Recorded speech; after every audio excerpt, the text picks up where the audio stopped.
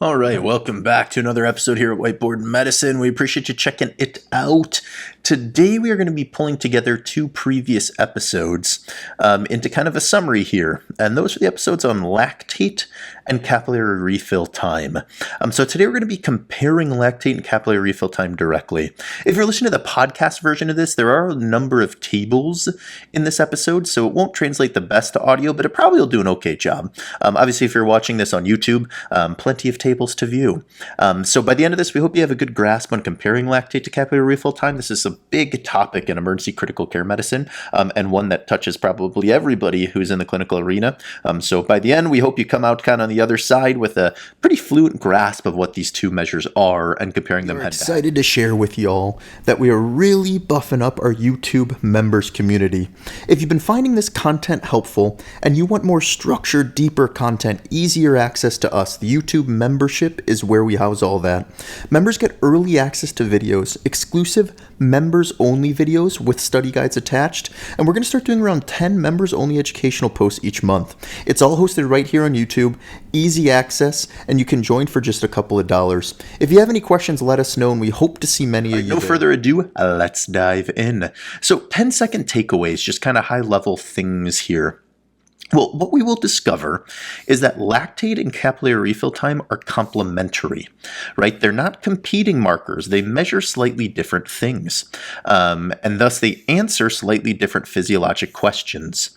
Lactate reflects kind of global metabolic stress, prognosis, tissue hypoxia, right? There's type A and type B. If none of these concepts are familiar to you, definitely go back and watch our lactate episode. You can just search Whiteboard Medicine lactate and it should pop up. Capillary refill time, on the other hand, reflects real-time peripheral perfusion, right? So there's a difference in what exactly they are measuring, and as such, a difference in the information they give you. Best practice, depending on the type of work setting you work in, you can consider using both, right? They give you different things. You can do them differently. One's bedside, non-invasive, doesn't require blood going to the lab. The other does require, a blood draw and sending that blood to the lab to get a result. So consider using them both together. And hopefully by the end of this episode, you kind of have a clear view into how they complement each other best. So let's start with some of the comparison stuff. Capillary refill time versus lactate. We're going to talk about a feature and then what the difference is between the two of them. So the first feature we're going to compare is, well, what are they? Well, capillary refill time, as we've discussed in that previous episode, is a bedside assessment of peripheral perfusion. All right, the key here is peripheral perfusion. Capillary refill time is not prolonged because of, medications or different therapies. It is really a marker of how well that capillary bed is getting blood flow. Lactate, on the other hand, reflects a number of different things. Anaerobic metabolism, stress states. This can be affected by different medications and therapies. So lactate is a little less specific than capillary refill time is. The next feature is the physiologic signal between the two. Well, capillary refill time really gives you a good look at microcirculatory blood flow. We dove into this a lot in the capillary refill episode, the difference between the microcirculation and the macrocirculation. Whereas lactate, again, is more this global metabolic and perfusion stress, right? Non-specific is probably what you're starting to see when we compare these. Next feature is the primary clinical domain. Capillary refill time is a hemodynamic assessment. Lactate can be associated with shock severity and prognosis and resuscitative monitoring. But again, the theme here is it lacks specificity. We talked about in our lactate episode, type A versus type B lactic acidosis and all that kind of stuff. All right, how do you measure the two? Capillary refill time is done bedside. Right? Lactate is done in the lab. Lactate is a systemic marker. Capillary refill time is really kind of a regional perfusion marker, right? You're just testing it on one finger, or some people use the sternum. The nature of data you're getting, lactate is semi-quantitative because you are counting the seconds passed, but you're counting it yourself. Well, many people are counting it themselves. Whereas lactate is fully quantitative, right? This is a lab draw. You send it to the lab and you get a number back. Temporal responsiveness, capillary refill time responds immediately. Lactate is delayed, right? You have to see how if you're doing an intervention, let's say I'm going to give him another liter of fluid. After you give him that liter of fluid, the capillary refill time, you could check instantly. Whereas the lactate, you got to give it a little time before you resend a lactate, because lactate goes up, then it has to be cleared. So you might not see what that liter of fluid did in terms of the lactate response unless you wait a little bit. And then cost and invasiveness. Obviously, capillary refill time is non-invasive and free. Lactate requires a blood draw and the cost of sending it to the lab. So that's kind of a high-level overview on the difference. But what about their clinical uses? So we talked about how both of these are measured. Lactate's more obvious. Lactate is a venous arterial blood sample. Be careful if it's a venous stick, as tourniquet time can be important. If they're a tough stick and there's a tourniquet on the arm for a period of time, that can cause the lactate to be falsely elevated. Capillary refill time, you just blanch the distal phalanx for about 5 seconds, okay? Typical abnormal values. Capillary refill time, most people say abnormal is greater than 2 seconds. Some use greater than 3 seconds. Lactate, most say greater than 2 millimoles per liter, and then greater than 4 is often kind of this marker, this level of lactate elevation that we've decided is kind of high risk or significant derangement. Best use cases for these, capillary refill time is awesome as a rapid bedside assessment of perfusion that you can repeat over and over again. Lactate in its most evidentiary form would be more for risk stratification and monitoring rather than this rapid trending frequently type of marker. Sensitivity to early shock. Capillary refill time is high. Oftentimes you might be normotensive. You might have a normal blood pressure. And if your capillary refill time is prolonged, that suggests that you're kind of in early occult shock. Lactate sensitivity to early shock is moderate. Might be a little elevated, might not be. Affected by the environment, capillary refill time certainly is. Lactate is not, right? If it's cold in the room or something like that, that can affect your capillary refill time. That's not going to affect your lactate. Operator variability. Capillary refill time high. You are manually doing this bedside, so it is very operator dependent. Lactate, minimal. Certainly we talked about kind of prolonged tourniquet times, but otherwise not a lot of kind of operator variability just sending the lactate to the lab. Trending over time, you can do continuous reassessments with capillary refill time. Lactate, you can trend it over time, but it's intermittent, right? You send it every couple of hours rather than really continuous bedside assessments like you can with capillary refill time. And turnaround time for cap refill time, instant. Lactate depends on the lab delay, 30-60 minutes. Might be faster if you do a blood gas. All right, last but not least in this brief comparison overview, limitations and pitfalls. So major limitations of capillary refill time are that it is technique dependent. If you send 10 people into the room and have them just calculate get a capillary refill time, they might come up with slightly different numbers depending on where they did the test, how long they held pressure for, how good they were at seeing how much time was going to pass.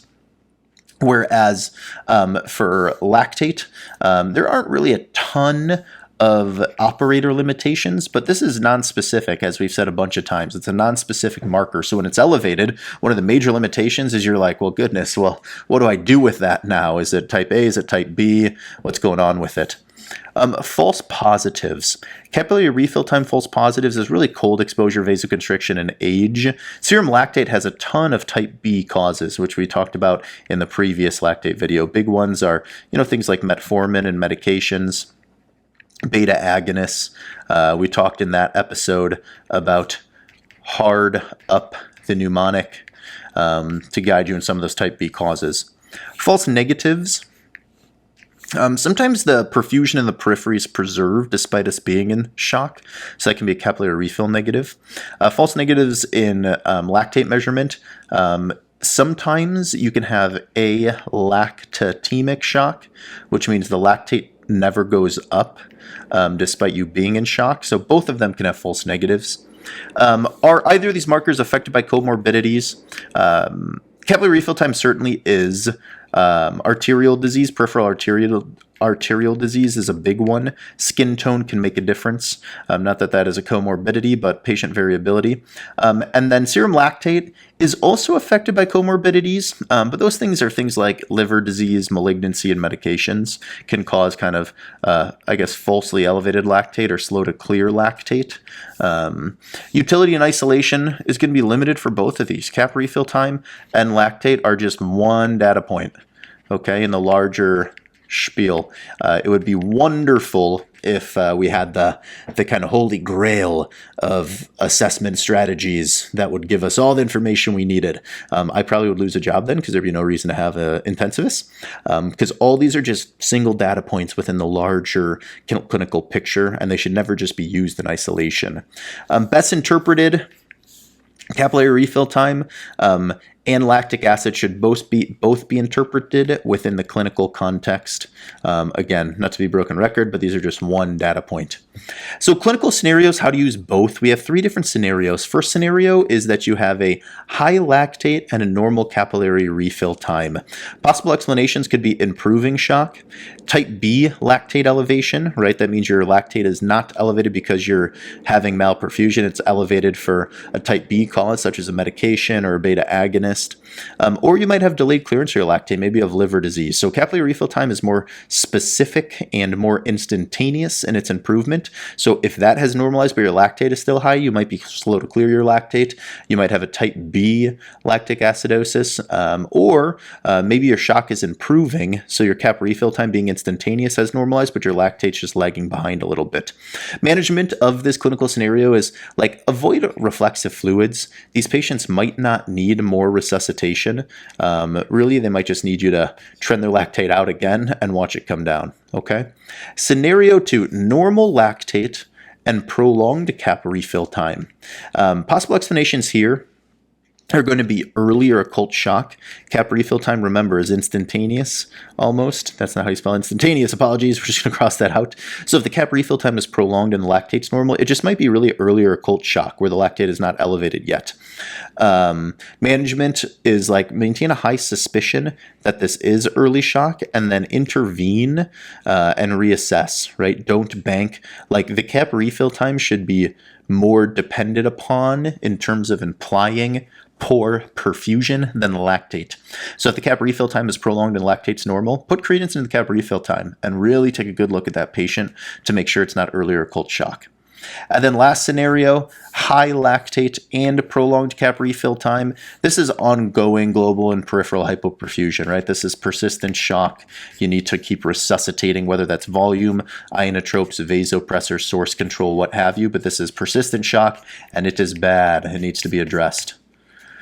All right, just from an evidence-based standpoint, elevated lactate is consistently associated with increased mortality across shock states. So elevated lactate is associated with increased mortality. Prolonged capillary refill time correlates with worse outcomes and organ function in shock too. But when we compare cap refill time and lactate-guided resuscitation, what we see is cap refill time is non-inferior and often results in less fluid and earlier feedback, right? Instantaneous. So choose your own destiny. Obviously, everybody has a different approach to this. Our personal opinion, which is not medical advice, is to use both, but we put a little more credence into a cap refill time, but that's only if we've been doing serial cap refill times rather than just kind of walking into the room at the 11th hour and just like checking a cap refill quick. If you're doing it right, you're doing it serially in the same place and you're seeing changes, both either good or bad, we put a lot of credence into that, whereas the lactate's a little more non-specific. So practical and ED ICU pearls, just to end it, use lactate for risk stratification, not reflexive resuscitation. Use cap refill time for real time decision making. We think that's a great rec. Consider trending both if you're able to. And normal blood pressure does not equal normal perfusion. Mic drop. That was us dropping our pen, just so you know. We appreciate you checking out the episode. Let us know what thoughts, comments, questions you have down below. Check out our YouTube members page, which we put a lot of time into, our Patreon community, which we spend a lot of time with, or a podcast platform, YouTube channel, all that good stuff. And either way, stay well, keep learning. We hope to see you next time. Hey everybody, and welcome to Whiteboard Medicine. We appreciate you checking out the video. Here at Whiteboard Medicine, our goal is to create medical education content for all types of interested learners. That includes videos, practice questions, study resources, and much more.